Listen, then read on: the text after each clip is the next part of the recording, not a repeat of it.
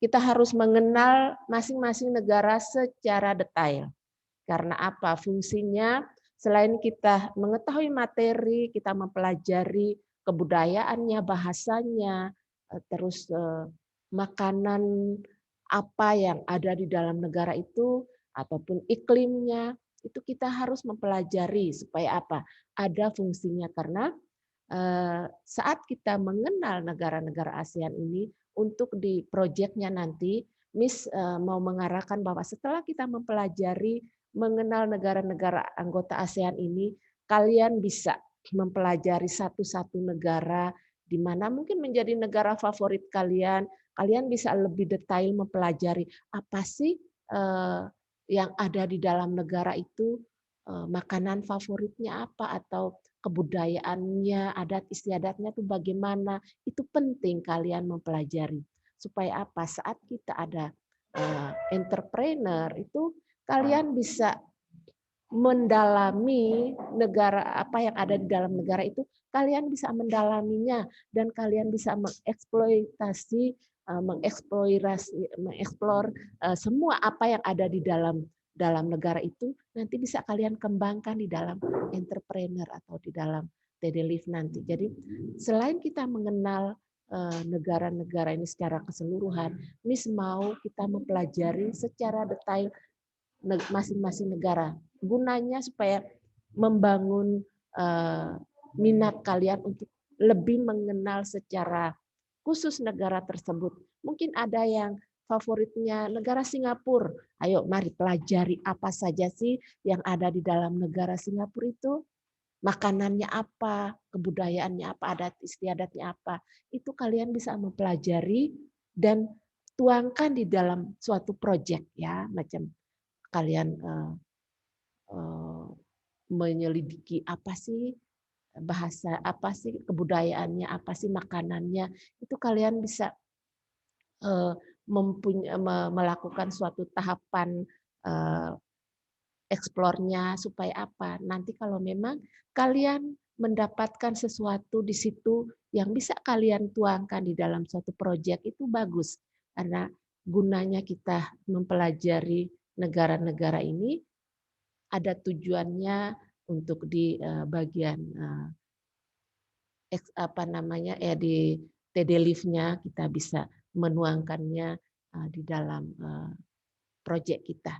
Jadi ini juga penting yang dari awal Miss harus sampaikan bahwa ke depannya saat kita mempelajari mengenal negara-negara anggota ASEAN ini sambil anak-anak membrowsing di internet, pelajari apa saja sih yang ada di dalam negara itu dan ambil suatu ciri dari negara itu, coba kalian dalami dan nanti kalian bisa tuangkan di dalam suatu proyek, baik itu tulisan ataupun melakukan survei tentang kebudayaannya, makanannya, silakan.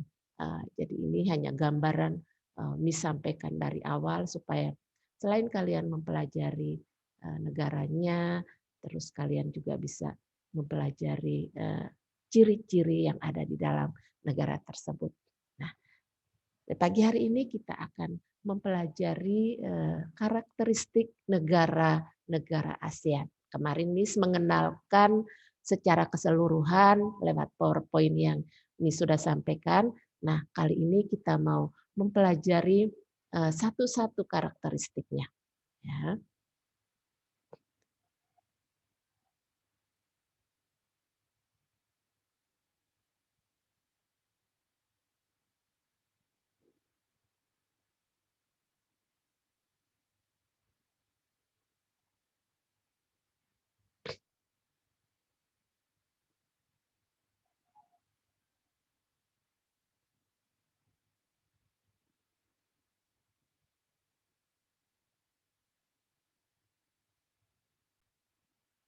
Oke, bisa lihat.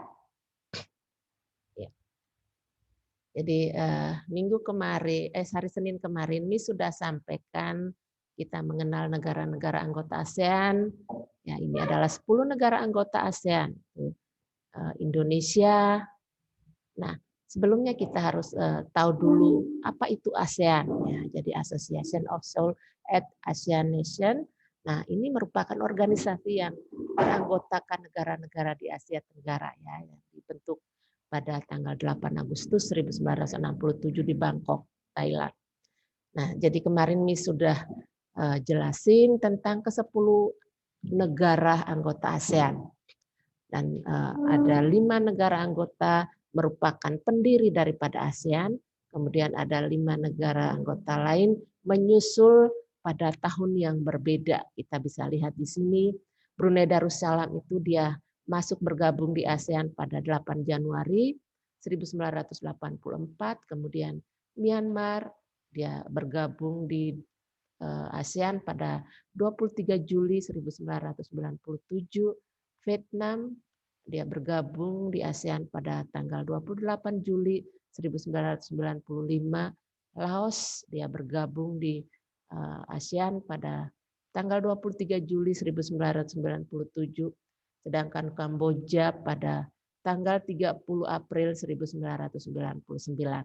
Nah, ini adalah nanti kalian pelajari lebih detail lagi negara masing-masing serta ibu kotanya.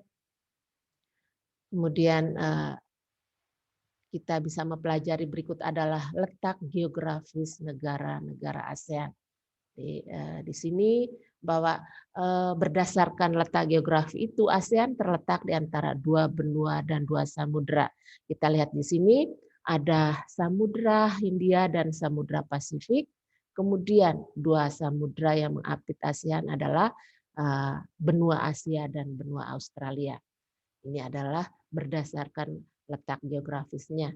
Kemudian ada batas-batas wilayahnya ya. Jadi berdasarkan letak geografisnya itu batas wilayah Asia Tenggara itu batas sebelah utara itu berbatasan dengan Tiongkok dan juga Laut Tiongkok Timur. Kemudian batas selatan, batas sebelah timur itu ada Papua New Guinea dan Samudra Pasifik. Dan batas sebelah selatan itu adalah ada Timor Leste, kemudian Samudra Hindia dan Samudra Australia. Batas sebelah barat adalah India, Bangladesh, Samudra Hindia dan juga Teluk Benggala. Nah, ini adalah kemarin Miss juga sudah menyinggung soal Timor Leste. Jadi Timor Leste ini masih dalam proses asesmen dari organisasi untuk dia bisa bergabung atau tidaknya dengan anggota ASEAN. Tapi sejauh ini Timor Leste sudah aktif di dalam kegiatan-kegiatan Asia Tenggara. Kemudian tadi sudah letak geografisnya. Nah, sekarang kita melihat posisi ya. Jadi posisi geografis Indonesia itu dia terletak pada 28 derajat lintang utara dan 11 derajat lintang selatan serta di 93 derajat bujur timur dan 141 bujur timur. Jadi anak-anak di sini disingkat ya. Jadi kalau ditulis 28 derajat LU itu bacanya lintang utara. Ya. Jadi lintang utara, kalau LS ini adalah lintang selatan, kalau BT itu bujur timur. Nanti mungkin kalian temukan ada BB, bujur barat ada.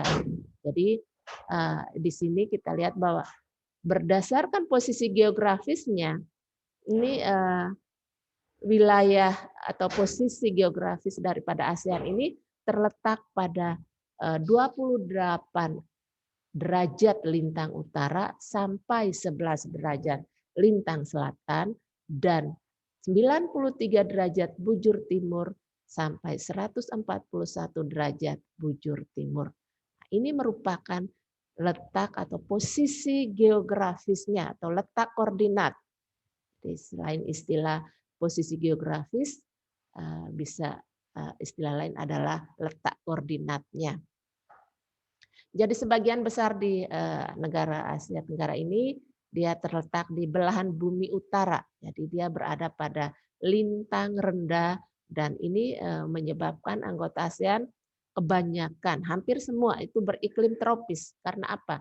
karena dia berada di lintang rendah. Nah, jadi dia di sebelah belahan bumi bagian utara dan berada pada lintang rendah. Inilah yang menyebabkan anggota ASEAN ini pada umumnya beriklim tropis dan dia mengalami 2 musim, yaitu musim hujan dan musim kemarau. Nah, ini kemarin Senin Miss udah jelasin bahwa dari ke-10 negara anggota ASEAN ini hampir semua beriklim tropis. Ada satu negara yang memiliki 2 iklim kemarin. Ada yang masih ingat? Saya boleh nih. Oke, Brandon. Vietnam. Ada yang lain masih ingat? Myanmar. Ya, jadi yang memiliki 2 musim itu Myanmar ya. Anak-anak sudah pelajarin enggak yang kemarin Miss kasih tahu supaya jelas kalian bisa ini.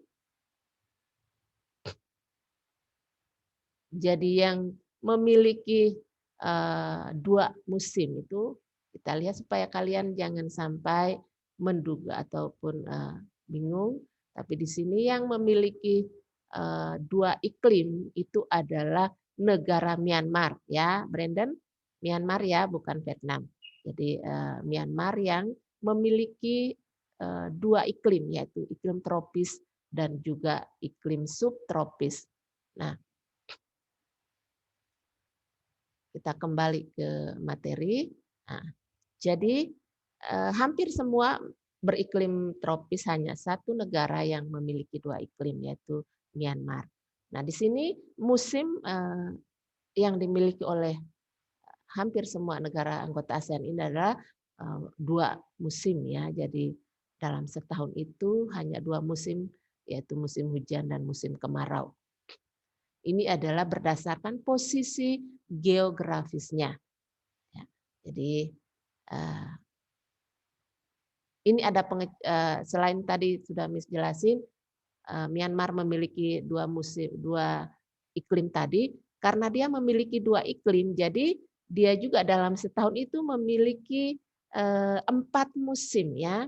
Karena dia memiliki 2 iklim, yaitu iklim tropis dan iklim subtropis, dia memiliki 4 musim, yaitu musim semi, musim panas, musim gugur, dan juga musim dingin. Jadi inilah perbedaan Myanmar dengan negara anggota ASEAN yang lain. Ya, jadi Myanmar dia memiliki 2 iklim, iklim tropis dan iklim subtropis, dan dia memiliki 4 musim. Jadi negara anggota ASEAN yang lain 2 musim, yaitu musim hujan dan musim kemarau, sedangkan Myanmar memiliki 4 musim, yaitu musim semi, musim panas, musim gugur, dan musim dingin. Karena dia sendiri juga memiliki 2 iklim. Ya. Dan negara-negara ASEAN ini sebagian besar memiliki wilayah laut dengan luas sekitar 5.060.100 km persegi. Ya. Jadi kalau nanti kalian temukan ada tulisan KM, terus ada 2 di atas, itu bacanya kilometer persegi. Jadi, adapun luas wilayah daratannya itu kurang lebih. Nah, tanda-tanda seperti ini anak-anak perlu ketahui ya. Jadi ini adalah mungkin di matematika kalian sudah pelajari ini tanda seperti ini. Ini adalah kurang lebih. Nah, jadi luas wilayah daratan anggota ASEAN itu adalah kurang lebih 4.817.000 km persegi. Sedangkan tadi kalau luas daratan, luas lautan, itu luas lautannya itu 5.060.100 km persegi. Ini adalah luas keseluruhan wilayah yang dimiliki oleh negara-negara anggota ASEAN. Apakah penjelasan Miss terlalu cepat? Atau bisa diikuti? Bisa diikuti. Oke, Miss lanjut ya. Ya. Kemudian berdasarkan bentuk wilayahnya. Nah, tadi kan ada berdasarkan posisi geografisnya, ada berdasarkan letak geografisnya, kita sudah pelajari. Nah, sekarang tentang berdasarkan bentuk wilayahnya atau secara geografis. Nah, bentuk secara geografisnya, itu negara-negara ASEAN ini memiliki 4 ciri. Ya. Jadi ada istilah-istilah yang diberikan menyangkut ciri-ciri negara anggota ASEAN ini adalah kompak. Nah, kompak ini artinya bahwa wilayahnya itu cirinya berbentuk hampir seperti lingkaran. Nah, ini seperti kita lihat negara Kamboja. Nanti anak-anak bisa lihat di peta. Kalau kita tatap muka, mungkin Miss bisa tunjukin di apa namanya peta ASEAN, ada di anak-anak juga Miss anjurkan supaya memiliki atlas atau peta setidak-tidaknya mungkin sampaikan ke orang tua, bisa beliin satu atlas, buku atlas itu untuk kita mempelajari wilayah-wilayah atau kita bisa melihat peta-peta negara mana yang kita pelajari itu ada semua di dalam. Jadi kalau bisa nanti atau di dalam buku paket sudah ada. Kalau memang Anda bisa beli atlas, bisa nanti kita di buku paket ada, kita bisa mempelajarinya. Tetapi lebih jelas itu di atlas ya, di buku atlasnya.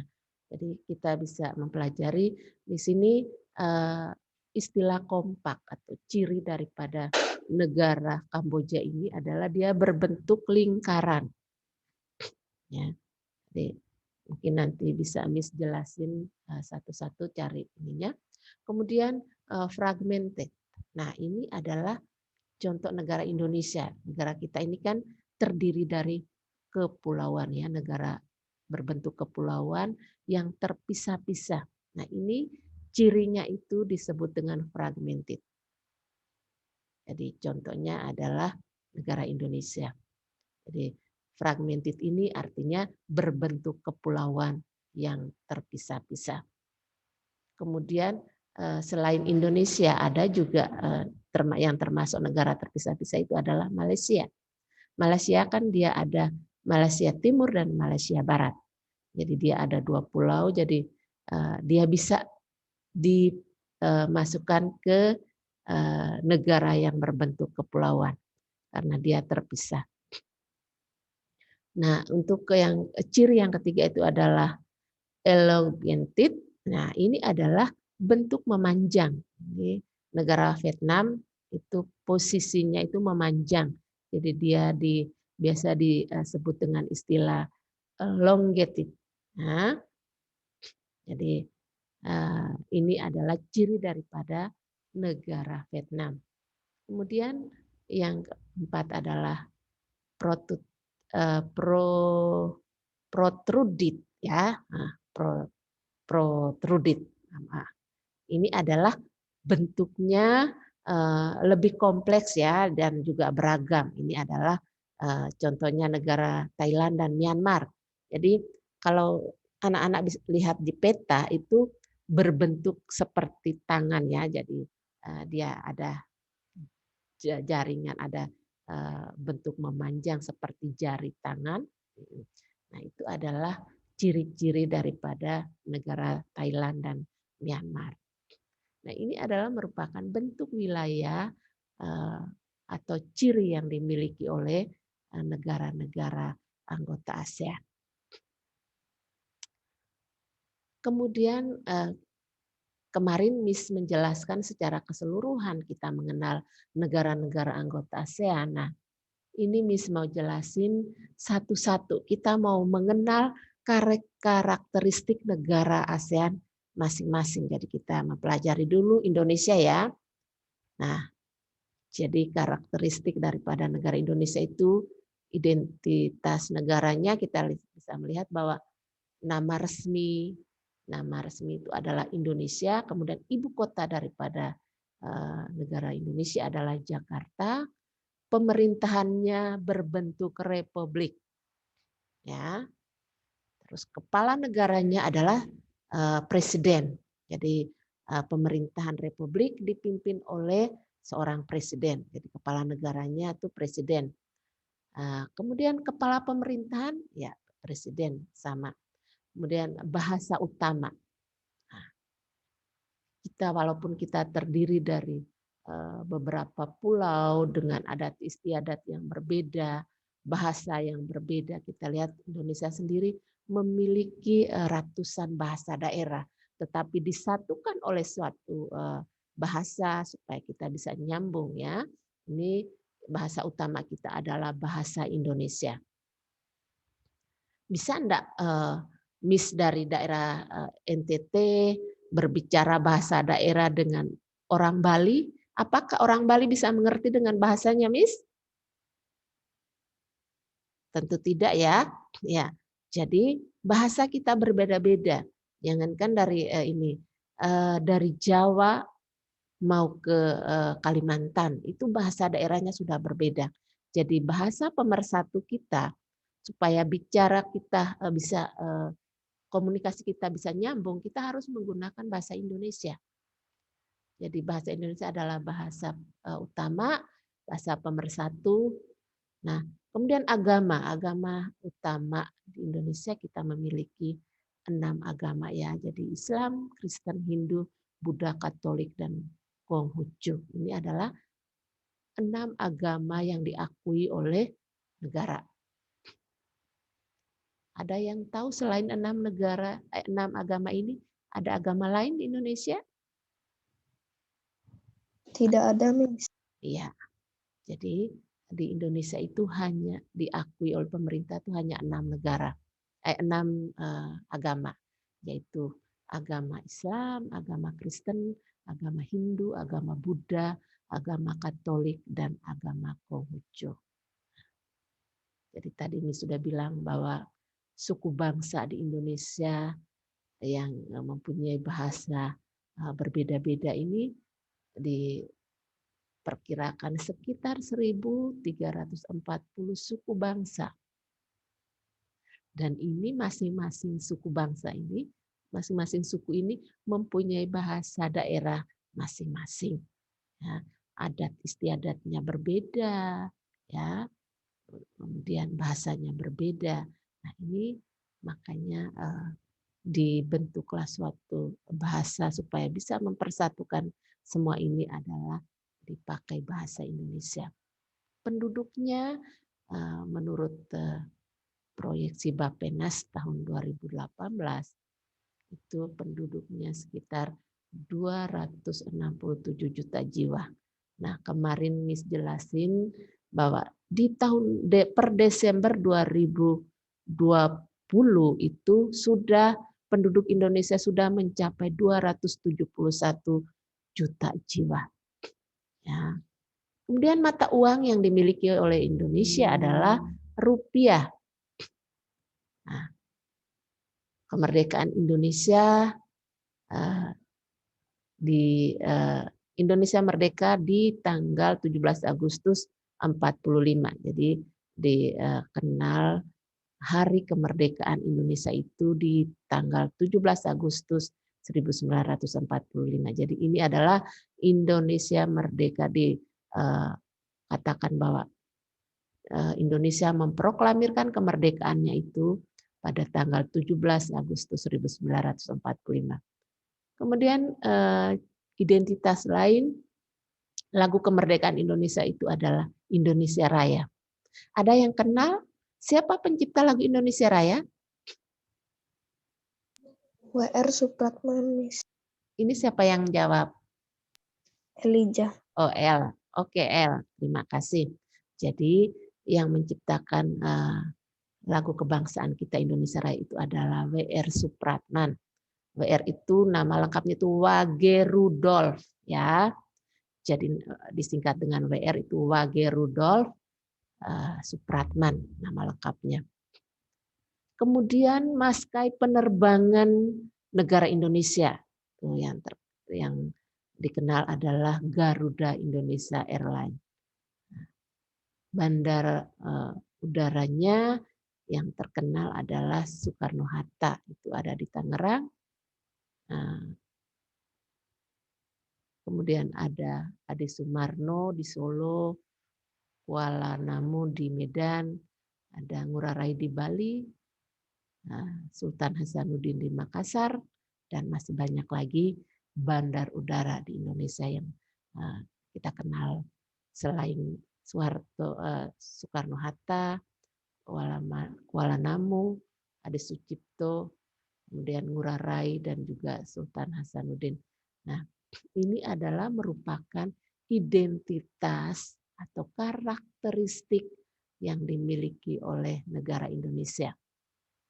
Jadi nanti di pertanyaan-pertanyaan saat ujian itu Miss akan tanyakan ciri-ciri ataupun karakteristik dari negara-negara anggota ASEAN. Jadi ini kalian harus pelajari ya. Kemarin secara keseluruhan Miss sudah jelasin, tetapi sekarang kita pelajari lebih mendetail. Ya, jadi yang dimiliki Indonesia itu apa saja, identitas negara Indonesia itu apa saja. Jadi nanti kalau ditanya mata uang negara Indonesia itu apa ya? Atau ada yang tidak belajar menjawab, oh dolar Miss. Nah,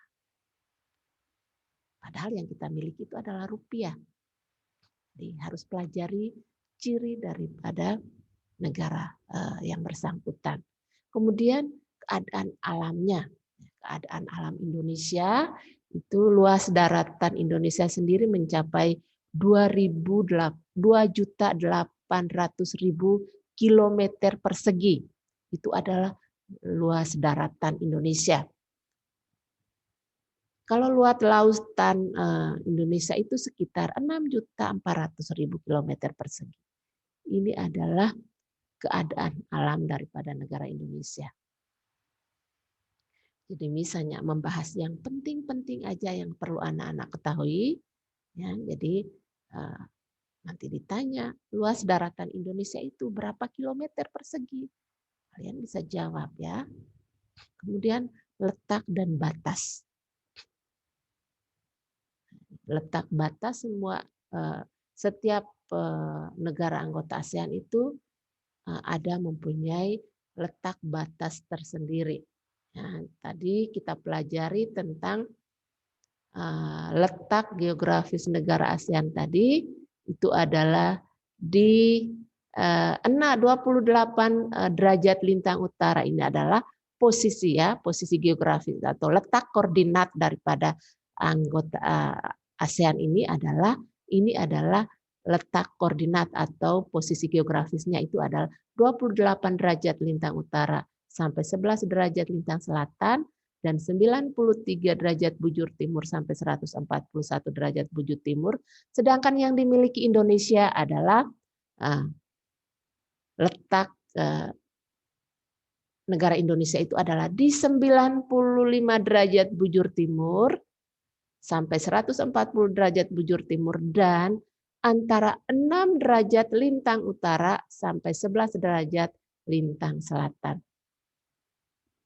Nah, ini adalah yang dimiliki oleh negara Indonesia. Jadi dia di persilangan 2 benua dan 2 samudra. Benua apa saja yang Mi sudah jelasin tadi? Benua apa saja? Ini kan terletak Indonesia ini terletak di persilangan 2 benua dan 2 samudra. Tadi dari awal Mi sudah jelasin ada 2 benua dan 2 samudra. Siapa? L? Iya. Ya. Benua apa saja? Benua Asia dan Australia. Betul, samudranya? Samudra Pasifik dan Samudra Hindia. Iya, ya. Jadi anak-anak perlu perhatikan bahwa Miss sudah bilang dari pertemuan kita hari Senin itu Miss sudah tekankan bahwa saat pembelajaran Miss butuh keaktifan kalian sehingga materi yang Miss sampaikan saat Miss kasih pertanyaan kalian bisa jawab. Nah, ini mempunyai nilai. Ya, jadi saat Miss tanya seperti ini ada nilainya. Jadi Miss kasih nilai bukan hanya berdasarkan saat kalian dapat nilai di ulangan atau ujian, tetapi nilai tambah juga yang Miss kasih itu saat kita pembelajaran seperti ini. Jadi ada interaksi seperti ini, itu tandanya bahwa kalian aktif untuk mengikuti, kalian serius untuk mengikuti pembelajaran. Jadi Miss minta anak-anak harus perhatikan. Nah, kemudian secara geografis ini yang tadi adalah dilihat dari segi letak. Kemudian secara geografis itu Indonesia merupakan daerah pertemuan antara dua deretan pegunungan. Kalau tadi segi letak itu Indonesia di persilangan dua benua dan dua samudra. Nah, ini kalau dari secara geografis itu Indonesia merupakan daerah pertemuan antara dua deretan pegunungan, yaitu Sirkum Pasifik dan Sirkum Mediterania. Nah, ini adalah dilihat dari segi atau secara geografis letak Indonesia, secara geologisnya. Jadi Indonesia itu terletak di antara dua deretan pegunungan yang terkenal, yaitu Sirkum Pasifik dan juga Sirkum Mediterania. Dan Indonesia juga merupakan pertemuan antara lempeng. Nah, ini sebenarnya ya, Miss tulis nanti di Indonesia itu merupakan terletak di antara tiga pertemuan lempeng ya.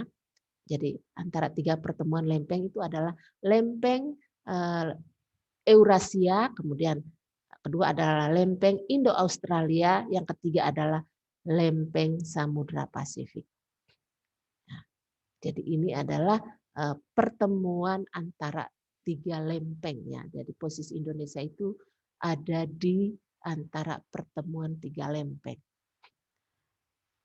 Nah, iklim yang dimiliki Indonesia sudah Miss jelasin hari Senin kemarin bahwa Indonesia ini beriklim tropis.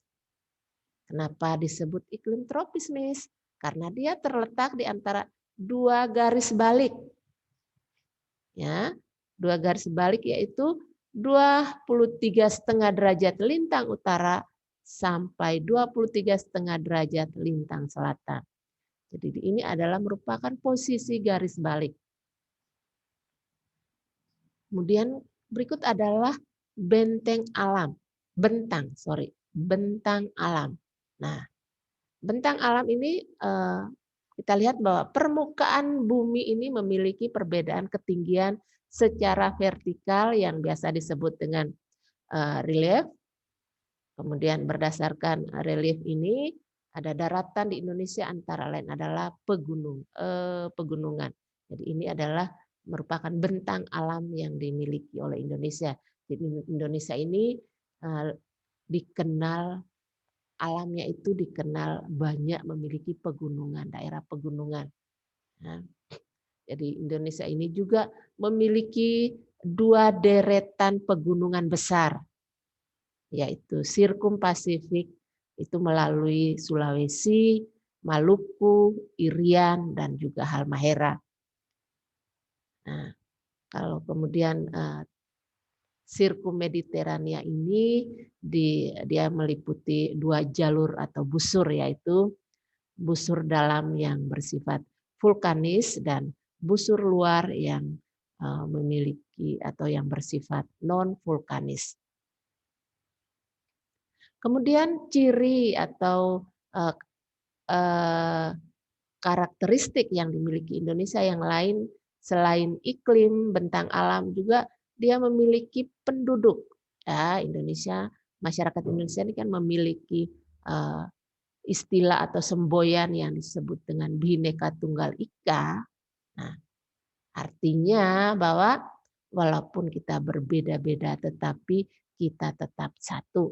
Ya, jadi arti daripada Bhinneka Tunggal Ika ini adalah berbeda-beda tetapi tetap satu jua.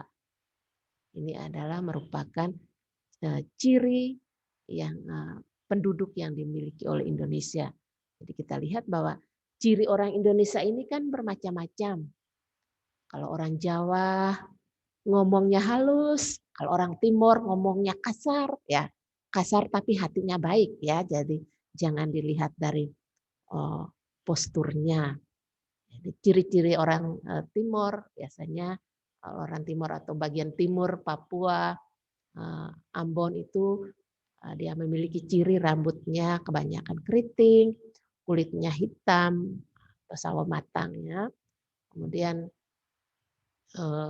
kalau di Jawa itu ciri-cirinya Jawa Bali hampir sama, rambut lurus, kulit putih atau kulit kuning lansat. Itu merupakan ciri-ciri daripada penduduk Indonesia. Selain ciri-ciri penduduk itu masih banyak lagi ciri-ciri yang dimiliki oleh masyarakat Indonesia. Sehingga dikasihlah semboyan Bhinneka Tunggal Ika ini, walaupun kita berbeda-beda, baik itu bahasa, ciri khas bahasa, bentuk fisik tubuh, apa segala macam masih banyak, tetapi kita disatukan dengan dikasih semboyan bahwa Bhinneka Tunggal Ika itu walaupun kita berbeda-beda tetapi kita tetap satu, yaitu kita satu bangsa Indonesia. Kemudian ciri berikut adalah perekonomian. Nah, 4 sektor utama yang berperan dalam pertumbuhan ekonomi Indonesia, yaitu kita lihat di sini ada industri, pengolahan, ya industri pengolahan, kemudian ada pertanian, kehutanan dan perikanan. Dan lebih terkenal itu sih pertanian dan perikanan karena kita merupakan wilayah yang beriklim tropis dan masyarakat penduduk Indonesia ini kebanyakan bertani, pekerjaan adalah petani dan juga nelayan. Karena dilihat dari wilayahnya kita merupakan wilayah yang terdiri dari kepulauan sehingga banyak yang menjadi nelayan dan juga banyak juga sebagai petani. Tetapi yang menjadi sektor utama itu ada 4, yaitu industri pengolahan dan pertanian, kehutanan, dan juga perikanan. Kemudian sumber daya alam yang dimiliki Indonesia pun bermacam-macam karena Indonesia itu kaya akan hasil tambang, ya. Jadi sumber daya alam ini anak-anak pasti sudah pelajari di IPS kelas 7 ya. Pernah pelajari kan sumber daya alam IPS kelas 7? Pernah? Halo? Iya. Karena Miss tahu materi kelas 7 ada, kita mempelajari tentang sumber daya alam. Nah, selain hasil pertanian, perikanan, hutanan dan juga industri pengolahan tadi, hasil sumber daya alam yang dimiliki Indonesia itu adalah minyak bumi, kemudian ada batu bara, ada timah, kemudian emas, biji besi dan juga intan. Bukan Miss Intan wali kelas kalian ya, tapi intan ini adalah sumber daya alam. Nah, kemudian kita lihat selain sumber daya alam ada kerjasama internasional. Kemarin Miss sudah sempat singgung ya. Jadi Indonesia tergabung di dalam anggota ASEAN itu dia aktif di PBB, juga di organisasi gerakan non-blok, dia juga pendiri anggota ASEAN. Nah, bentuk kerjasama yang dilakukan atau diikuti oleh Indonesia itu kerjasama bilateral. Nah, bilateral ini artinya bahwa kerjasama 2 negara. Ya. Jadi istilah bilateral ini adalah kerjasama 2 negara. Kemudian ada istilah kerjasama regional. Nah, jadi kerjasama dalam satu kawasan ya. Kalau regional itu dalam satu kawasan. Kalau bilateral itu hanya 2 negara. Jadi kerjasama antara Indonesia Singapura atau kerjasama antara Indonesia dengan Filipina atau kerjasama antara Indonesia dengan Malaysia itu disebut kerjasama bilateral. Kalau kerjasama regional ini contohnya seperti kerjasama di satu kawasan seperti yang kita pelajari saat ini adalah anggota ASEAN. Ini disebut dengan kerjasama regional atau kerjasama dalam satu kawasan.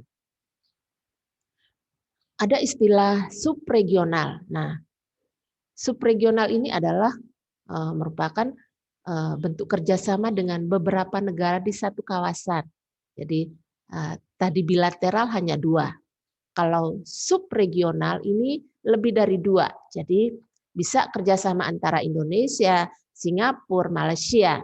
Jadi selain regional tadi kan berarti ke-10 negara anggota ASEAN ini bisa kerjasama ini yang disebut dengan regional karena mereka semua masih dalam satu kawasan. Kemudian subregional ini dari ke-10 anggota ASEAN ini hanya beberapa negara, misalnya mungkin 4 negara kah, mereka bisa membentuk kerjasama lagi. Jadi ada bentuk kerjasama di bidang apa? Mungkin bidang pendidikan kah, bidang politik kah, nah bidang kesehatan kah. Nah itu bisa memilih beberapa negara di anggota ASEAN itu untuk diajak kerjasama. Jadi tidak harus semua ke-10 negara anggota ASEAN, tapi mungkin Indonesia lebih cocok bekerja sama dalam bidang kesehatan dengan Singapura dan Malaysia. Nah, bisa. Jadi dia tidak harus bekerja sama secara keseluruhan, tetapi mungkin ada kesamaannya sehingga dia bisa melakukan kerjasama. Mungkin di bidang pendidikan kan Indonesia bisa dengan Singapura, dengan Malaysia. Nah, kita lihat bahwa banyak mahasiswa yang kuliah di Singapura atau juga di Malaysia. Nah, ini adalah ada bidang-bidang kerjasama di bidang-bidang tertentu yang memang tidak melibatkan semua anggota ASEAN. Jadi hanya beberapa anggota aja yang diajak kerjasama. Kemudian istilah multilateral. Nah, multilateral ini artinya bahwa keikutsertaan suatu negara di dalam organisasi internasional. Jadi seperti Indonesia keikutsertaan Indonesia di dalam organisasi internasional, misalnya PBB ataupun di gerakan non-blok. Nah, kita lihat bahwa Indonesia ini cukup aktif di organisasi PBB. Dia merupakan salah satu negara yang memang aktif. Dia tidak memihak salah satu negara, tetapi dia netral. Ya, posisinya dia netral saat dia masuk di dalam suatu organisasi internasional manapun. Indonesia sudah berkomitmen bahwa dia netral, tidak memihak satu negara, sehingga dengan komitmen seperti ini, sehingga Indonesia cukup aktif di dalam organisasi-organisasi internasional yang dibentuk karena dia sudah berkomitmen, dia tidak akan memihak salah satu negara walaupun di dalam organisasi itu ada negara yang konflik, dia tetap di posisi netral. Jadi dia di tengah-tengah, dia bisa mau ke kiri atau ke kanan atau membantu negara A atau negara B yang sedang konflik, dia tidak terikat. Jadi dia netral. Dia lebih memiliki menjadi posisi netral daripada posisi terikat karena Indonesia tidak mau memihak salah satu negara di dalam situasi konflik. Nah, kita lihat bahwa dengan komitmen ataupun keputusan seperti ini, Indonesia dipilih menjadi salah satu negara anggota organisasi internasional yaitu di PBB, merupakan salah satu negara yang memegang peranan penting di sana. Kemudian, nah ini adalah merupakan negara Indonesia ya yang kita sudah pelajari. Ini adalah kriteria ataupun karakteristik yang dimiliki oleh negara Indonesia. Jadi kita harus mempelajari satu-satu negara anggota ASEAN ini supaya anak-anak bisa mempelajari apa sih yang menjadi ciri daripada negara tersebut, apa sih yang menjadi poin penting yang perlu kita pelajari di negara itu, seperti Miss bilang tadi, bahwa dengan mempelajari ini berarti kita ada kesempatan untuk mempelajari lebih lagi kriteria ataupun ciri khas daripada negara tersebut. Nanti kita bisa tuangkan di dalam entrepreneur, di dalam TD Live nanti kalian bisa tuangkan di dalam project, bikin project, kalian bisa mempelajari, mendalami secara khusus negara yang memang kalian merasa bahwa oh ini bagus untuk saya pelajari. Saya bisa mempelajari jenis makanannya kah? Adat istiadatnya kah? Kebudayaannya kah? Nah, ini kalian harus mempelajari, tinggal memilih negara mana yang perlu kalian dalami, supaya nanti kalian bisa tuangkan di dalam entrepreneur kalian nanti di TD Live itu kalian bisa tuangkan, karena dengan mempelajari, mengenal negara-negara anggota ASEAN ini membuka kesempatan untuk kalian bisa melakukan eksplorasi ya, supaya kalian bisa menemukan apa sih yang menjadi ciri ataupun menjadi bahan yang atau kalian bisa arahkan ke arah entrepreneurnya atau ke TD Live nanti. Jadi seperti disinggung tadi, mungkin kalian bisa mempelajari makanannya, budayanya. Nah, itu kalian bisa mulai dari sekarang pelajari supaya nanti kalian bisa tuangkan di dalam entrepreneur TD Live nanti. Jadi ini penting. Kenapa kita mempelajari ini? Disarankan seperti ini supaya nanti saat TD Live kalian tidak bingung lagi apa sih yang perlu kita kerjakan. Dari sekarang kalian bisa membayangkan apa yang harus kalian kerjakan nanti kalau ada TD Live atau kegiatan entrepreneur nanti. Nah, yang ini sudah jelasin tentang negara Indonesia, ada yang perlu ditanyakan anak-anak dari karakteristik negara Indonesia ini? Kalau L sudah oke, yang lainnya? Ini ada 21 siswa ya. Dari 21 siswa, Senin kemarin yang aktif itu sekitar 9 orang saja. 9 sampai 10 orang. Jadi Miss mau saat Miss kasih pertanyaan, kalau memang kalian lambat untuk menjawab bisa di chat. Ya, supaya nanti Miss lihat di chat itu siapa aja sih yang respon saat Miss memberi pertanyaan, siapa saja sih yang mau menjawab, supaya Miss tandain bahwa kalian aktif, kalian ikuti penjelasan yang disampaikan. Jadi walaupun kalian tidak menjawab secara langsung, tapi di chat kalian bisa nulis, nah, itu juga Miss perhitungkan semuanya. Nah, jadi hari ini kita sudah pelajari tentang karakteristik daripada negara Indonesia. Anak-anak mungkin ada yang belum jelas, Miss kasih kesempatan untuk kalian tanyakan. Jadi kali ini kita pelajari dulu negara Indonesia. Ada?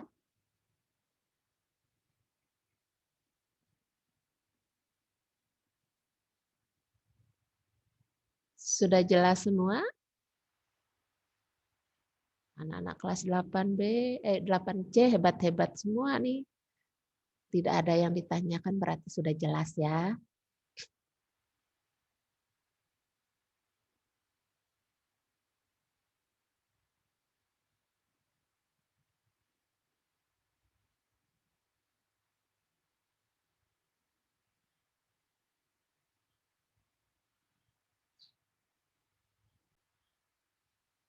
Yuk, ada yang mau ditanyakan?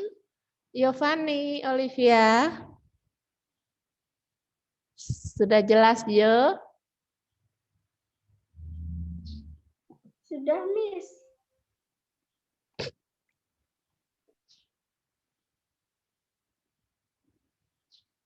Tidak ada yang mau ditanyakan ke Miss Sinta? Giovanni? Tidak ada, Miss. Tidak ada. Kalau gitu Miss mau tanya ke Giovanni. Ya, boleh kan Miss tanya? Kalau Giovanni sudah mengerti. Boleh, Miss. Boleh ya. Coba Giovanni sebutkan berapa agama yang dianut oleh negara Indonesia. Yang negara utama yang ada di Indonesia itu agama utamanya apa saja? Ada 6 ya.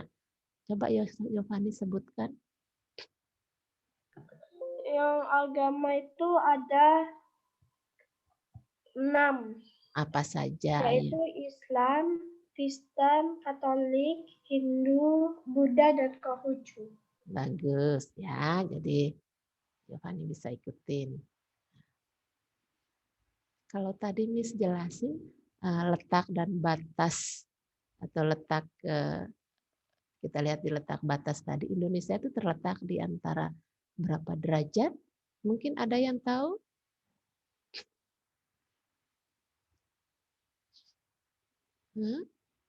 Indonesia terletak di antara berapa derajat bujur timur? Saya, Miss. Stefani, coba.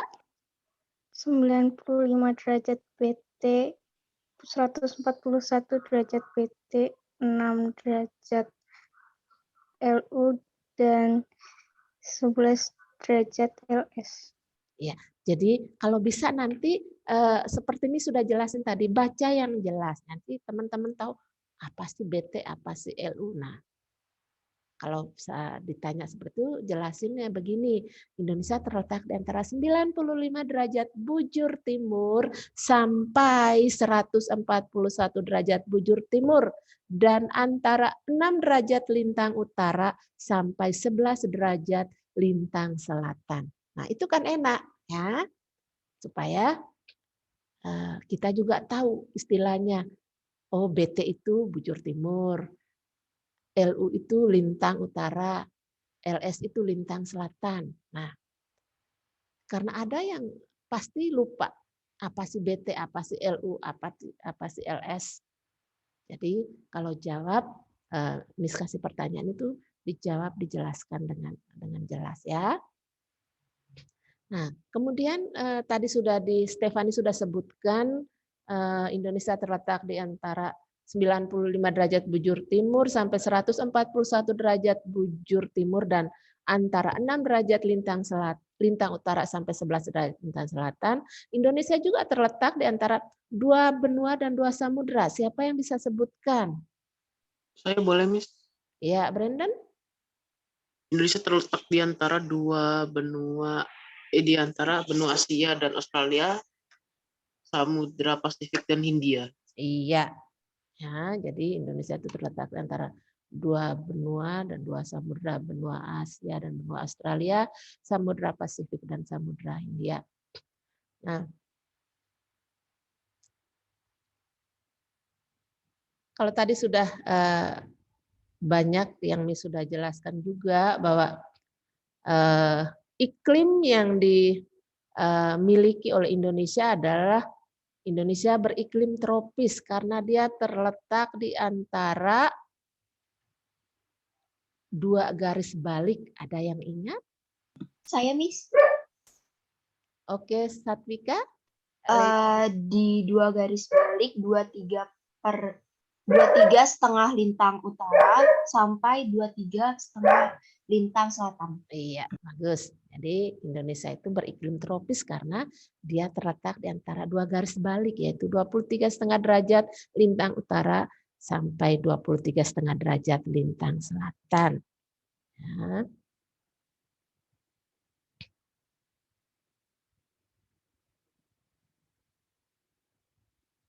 Tadi Leka yang jawab ya. Iya, Miss. Leka Putri. Kemudian pertanyaan berikut. Miss Intan. Miss Intan. Sampai.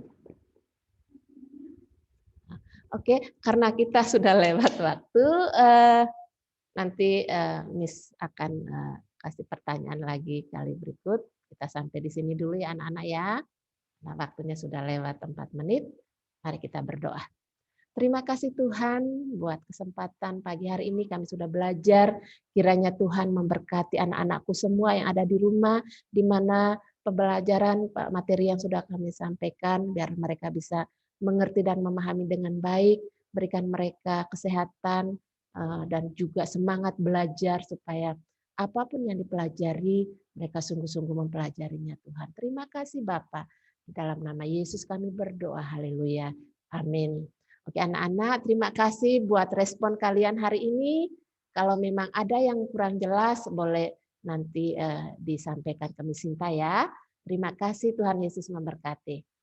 Terima kasih, Miss. Sama-sama.